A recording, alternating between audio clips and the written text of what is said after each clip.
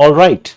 So we come to this portion that, of LDV. So this is what the receiving unit of the LDV looks like. Remember, we did the transmission part already.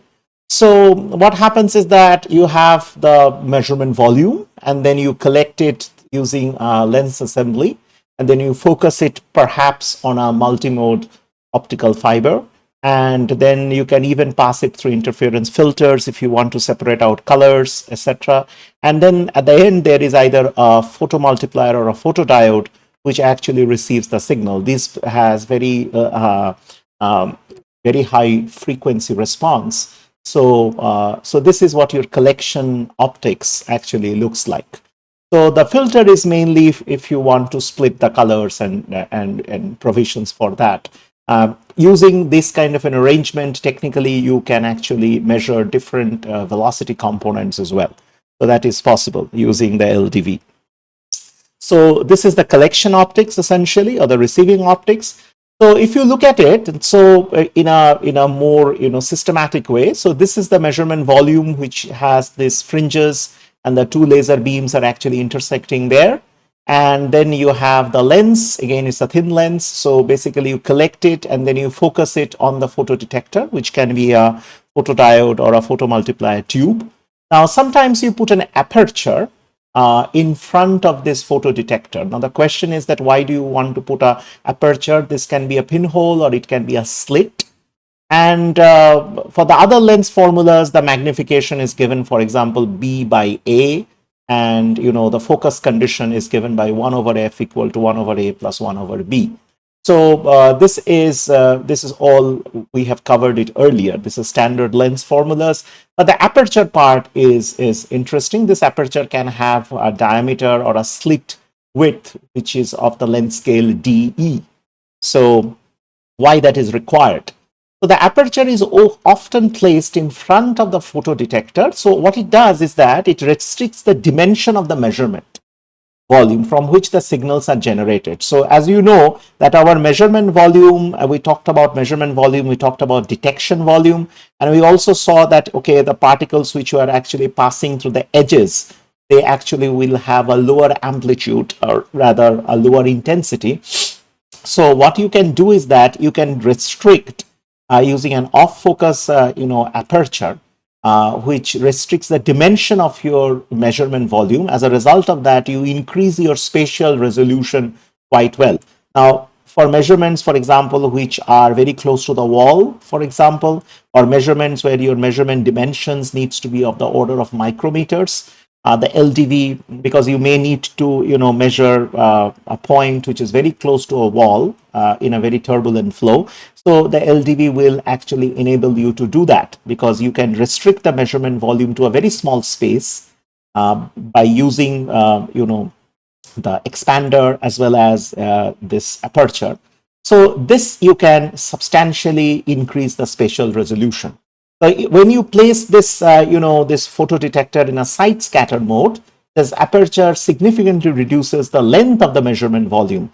So, for example, the length, the measurement volume lengths from 20 to 50 micrometer are routinely achievable in this particular manner. Remember that we had like more of an extended or a cigar type of a measurement volume. So it can reduce the length of that measurement volume to something around 20 micron to all the way up to 50 microns. So this is critical because, your normal PIV, though it is very good, it still cannot, achieve the same level of spatial resolution and temporal resolution that we can achieve with an LDV. But unfortunate part of this is that the LDV is still a point measurement, or the measurement volume is rather small. But sometimes you really want that. You need to know at a particular point what is the kind of, velocity, vorticity, and what kind of a profile you are kind of generating. Okay, so the aperture can significantly reduce the length of this measurement volume, thereby increasing the spatial resolution. Okay, and it basically restricts that what is the signal that you have generated and defines the detection volume in this particular fashion. All right, so the receiving unit has got basically lenses, which actually has the DC part of the signal and the modulated part of the signal, which we already talked about. That the DC part is basically like the envelope, and the modulated part is the oscillation that sits on the top of it.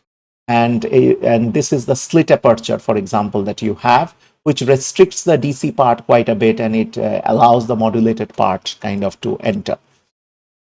So if you look at the receiving unit perspective, so this is like, for example, a photomultiplier tube.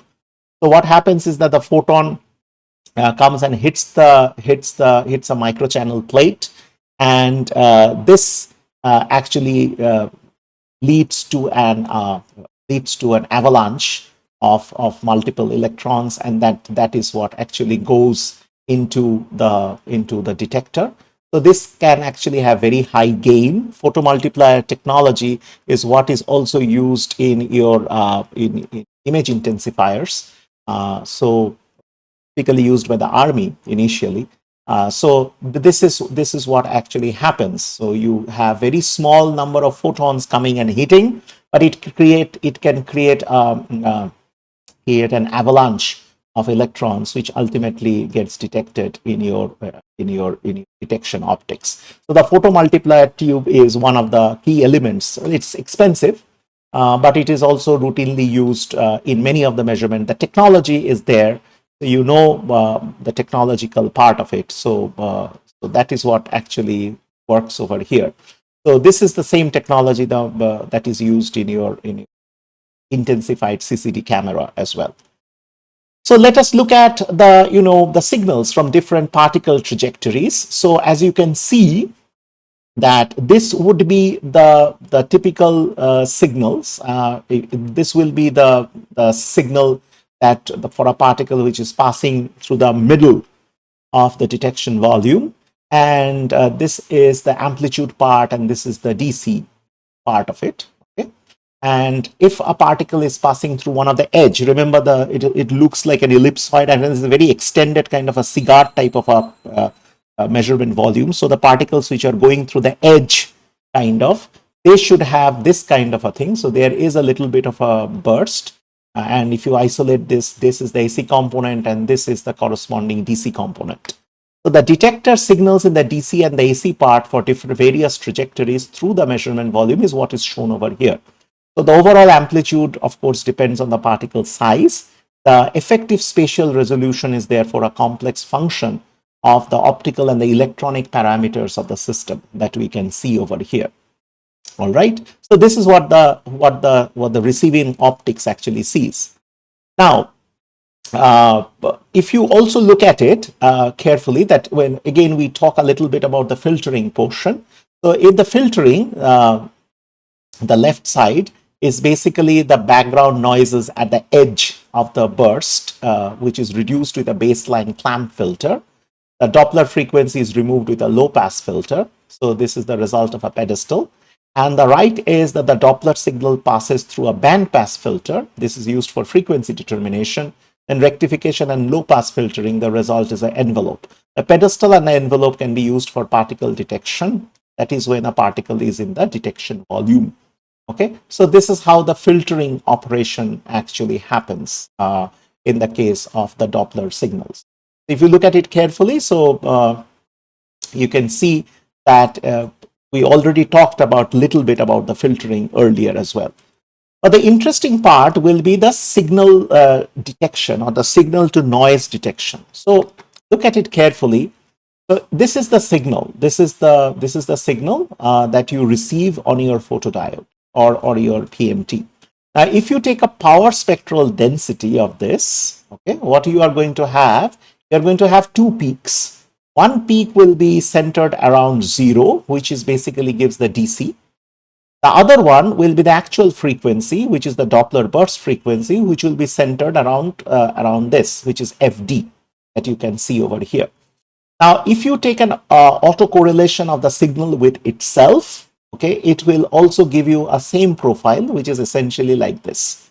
Okay, so and this is the time lag, and this is like the time lag is and this is the autocorrelation function that we have plotted. The autocorrelation function of a sine wave is essentially a sine wave. Okay, so this is what you get. Okay? Now let us look at white noise. Now, white noise, by nature, all frequencies are present. So this is what a white noise spectrum typically looks like. So you take a power spectral density of the white noise, you are going to get, all these frequencies present.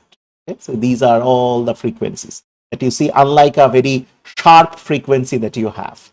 Now the white noise, if you take the autocorrelation function of that with itself, basically, so what you get is that you get a peak which is centered at t equal to 0. Okay, so this is the autocorrelation function of a white noise on itself, basically. So this will give rise to a peak exactly at 0. Okay, so in the frequency space, if you look at it, this is all the frequencies are present. When you take the autocorrelation, this is centered around 0. Okay, and look at the autocorrelation function of a sine wave that was the original signal. It looks something like this. And the power spectral density will give you a sharp frequency, which whatever is the Doppler frequency that you have. Now, if you add these two functions, now this white noise, why we are adding to the signal, that is because you can have sources of errors or sources of noise. It can be electrical noise, it can be, the room light, it can be scattered light from dirt, it can be from, optics which have gone a little dirty, for example. So all these are part of the white noise. Okay, and so it has got no structure actually. All the frequencies are present. So when you add these two, you get a signal which is something like this, right? So the noise is kind of embedded in the signal. So now if you take as power spectral density, you get this zero valued frequency. Of course, that is the DC component. Then you still get that sharp peak. And you have all the frequencies now which are present as small sidebands which are spread all over the spectrum, right? Now, if you take the autocorrelation, you will see this is this profile plus this profile, and it will give you a sharp peak, an extension basically at the 0, right? So this is the way that you actually analyze the signal. Now, if you look at the area which is under the curve, basically, so if you look at the area under the curve, for example, here, like the area under the peak, essentially, okay, and then you take the area under the noise, right, and then if you divide one by the other, then you can come to a conclusion that the area under the peak and the area under the noise, if you take those two things together, if you take the ratio of the two, now you can establish your own threshold where you can say that I am only going to accept values where the signal to noise ratio is beyond a certain value. That means if this area and this area they become very close to each other, or the signal is now embedded in the noise, or the signal amplitude is embedded in the noise, then we say that we discard those values. So it actually provides that your measurement would be actually clean. So we preferably want a high signal to noise ratio. That is all that we want in this particular case, right? So the area is this, and this is the area under this curve. So if you divide one by the other, you should get a good signal to noise ratio. So this is how the detection actually happens. Now the other part, now we get a little bit of a complexity now comes into the picture, because the LDV, like the way that we analyzed it over here, it does not have a directional sensitivity.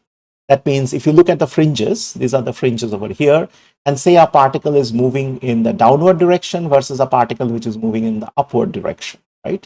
Both they say that have the same velocity Vp, but it's got different directions. So if you look at this particular plot, so this is V and this is with respect to the frequency. So say you have a velocity A, and for that particular velocity, you get a certain frequency. Okay. Now, if you have the negative velocity, so the velocity is in the negative direction, you get the same frequency. Okay. So just by looking at the frequency, you cannot tell which way the particle is actually going.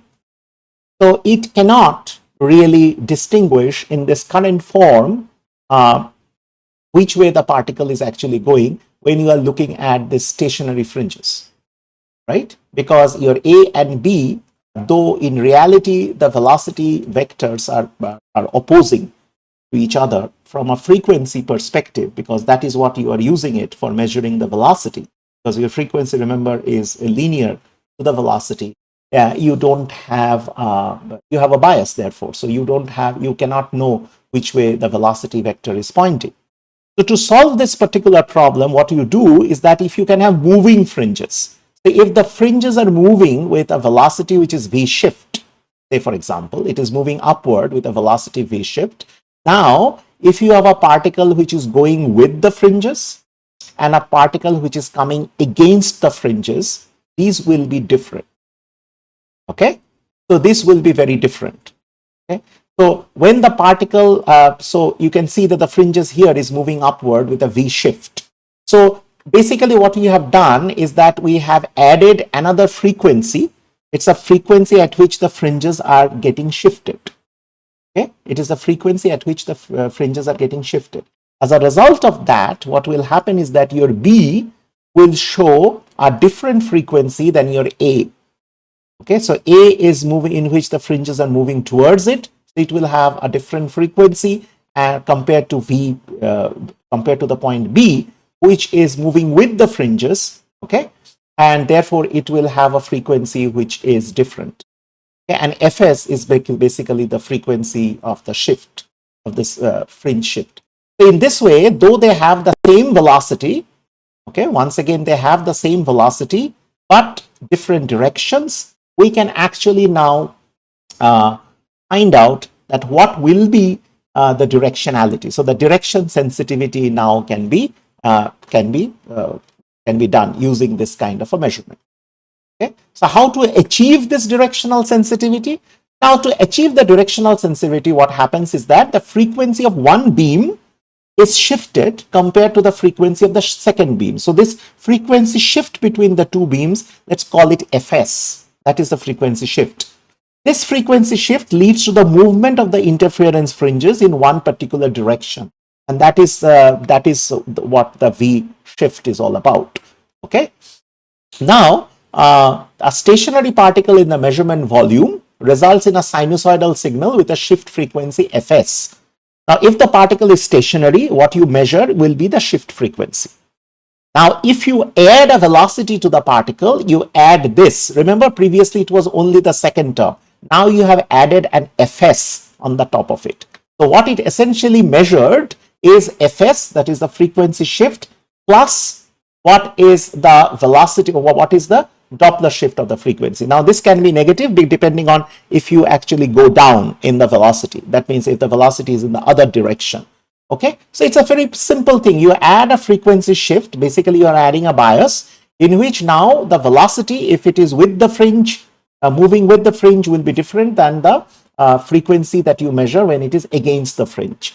Okay, so it is basically this shift frequency plus the Doppler burst frequency. This we already know what it is. We are just adding a shift frequency to this by changing the frequency of one of the beam compared to the other, and this automatically leads to a velocity of the fringe. So if the particle is stationary, say for example, the particle is sitting here and not doing anything because the fringes are moving over the particles now. Okay, this will give rise to an Fs, which your photomultiplier tube or your detection optics will measure. So you understand? So if the particle is sitting here and the fringes are moving over it with a V shift, okay, you are ultimately, that V shift corresponds to a frequency of Fs. Now, if the particle is now moving along with it, so you basically, it's like a relative velocity, you are going to measure depending on which way the particle is going, okay, with the fringe or against the fringe, you are going to have the Doppler burst. So by introducing the shift, you can actually, frequency shift, you actually can detect which way the particle is moving. Now, how this is done? This is done using something like a Bragg cell. So what the Bragg cell does is that you have a cavity or an exciter, which can have water, or it can be glass also. So there is a piezoelectric transducer on one side, and then is an absorber on the other side. So what it does is that it creates a stationary pressure wave. So these are the stationary pressure wave with the nodes and the antinodes. So when the laser beam actually passes through it, through the pressure variations in the crystal, So this particular variation in pressure is actually what creates what we call a diffraction grating, right? So when the beam passes through the pressure variations, this effect creates a diffraction grating, effectively creates a diffraction grating. So this grating now creates a frequency shift in the first order beam. So this is the first order beam. This is the 0th order beam. As you can see, the red and the pink part. So what we do is that in this cell, which can be glass or water, by using a very tightly controlled piezoelectric transducer and absorber, you create a certain pressure, stationary pressure wave pattern, and this creates therefore the diffraction grating. You can also use mechanical diffraction grating, that is also possible. So the beam that comes out, there is a frequency shift in the first order beam, but the 0th order beam still preserves the same frequency. Okay, so this is the Bragg cell. So this is how you can create a shift in the frequency of one of the lasers. So how this is done, if you look at it carefully over here, so this is the laser, this is the collimating optics, this is the Bragg cell. Now what you do is that after it passes through the Bragg cell, there is a 0th order beam, there is a first order beam. You then do the lensing, and then you focus it at a tight measurement volume, and then you collect it. And what you collect is going to be the Doppler burst plus the shift frequency. Okay, so this is one way of doing this. You can also separate the laser beams into two parts, and you can use two Bragg cells. Okay, now, and then you can introduce, a little bit of a, change in frequency in both, and you can, focus it once again over here. So what this photodetector now measures is the Doppler burst plus the difference in frequency of the two. Okay, so here only one beam is actually frequency shifted. Here both beams are. As a result of that, the difference is what actually matters, and that is what you should be concerned with. Okay, so this is how these things are actually done. Okay, now you can utilize these systems. You can have two color beams. So for example, there's a Bragg cell, and then there is a color splitter.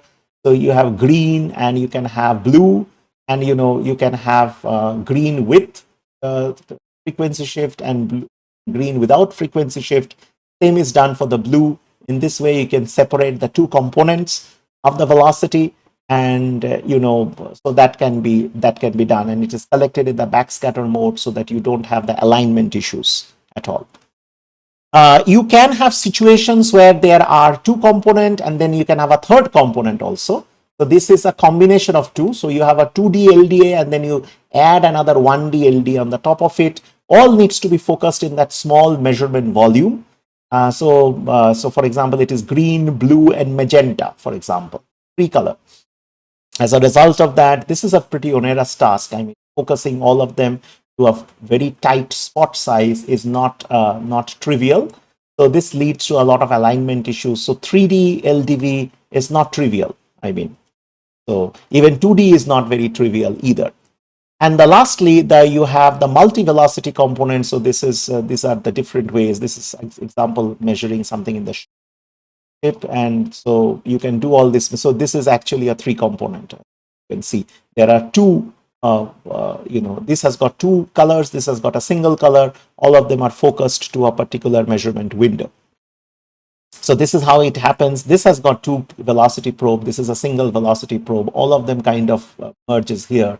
And then using the frequency shifts and all other things, you can determine the velocity in three directions.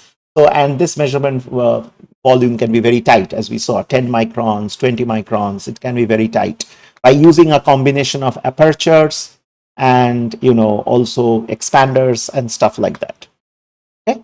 So the LDV summary is basically a non-intrusive point measurement technique for 1, 2, or 3 components of velocity, exhibiting very high temporal resolution and spatial resolution as well. So the advantages are this is non-intrusive, and there is no calibration, there is no drift, and its frequency is directly related to the velocity. It can have directional sensitivity by using the frequency shift that we talked about. It can have high spatial and temporal resolution. You can simultaneously measure more than one velocity component. It is very highly accurate. That makes it a very good candidate for turbulent flows as well. The disadvantages are that it can create more noise. Hot wire anemometry, which we already covered, compared to hot wire anemometry. You need seeding particles because you need particles, tracer particles, which will actually scatter the light. And these seeding particles needs to follow the flow. They needs to be large enough as well as small enough. Large enough to scatter enough light, small enough to follow the flow. It also needs optical access. That means you need to have the laser light pass. So unlike PIV, which requires a lot of optical access, here the optical access can be restricted, but it requires that optical access, and it is an expensive equipment to buy. So it is not exactly a point measurement, but delivers it over a finite volume. The volume is, however, very small. Okay. The velocity is sampled at random irregular intervals. So, so that is also, we said that in our hot wire anemometry lecture, that this is not a continuous analog signal. Okay. And the correlation between the particle rate and the velocity requires special moment estimators. So these are some of the practical experiences using LDA. So not a very easy technique per se to be useful. Hot wire anemometry is showed that it is like more analog signal, but it has got its own problems because it's intrusive in nature also.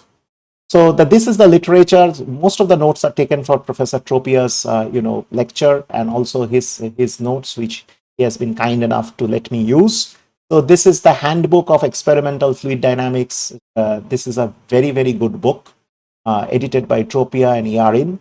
Then this paper is also laser Doppler and phase Doppler techniques. This is also a very good one.